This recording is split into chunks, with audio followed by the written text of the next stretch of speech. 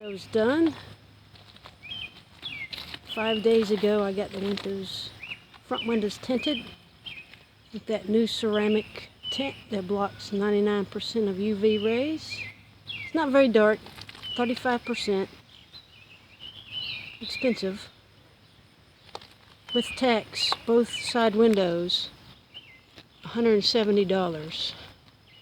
But I'm happy with it. I can tell a difference already.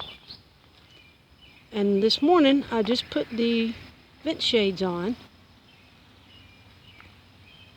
Surprisingly easy to do. Probably took me 20 minutes to do both of them. I'm glad I did it myself, even though I kind of messed up. Right there, I didn't get it all the way lined up. So I put some silicone there. Silicone the other side just to be safe, make sure there's no air gap. And 2 days ago, I got cruise control installed. There's the controls for the cruise control right there. Cruise control. Need that for long trips. Yep.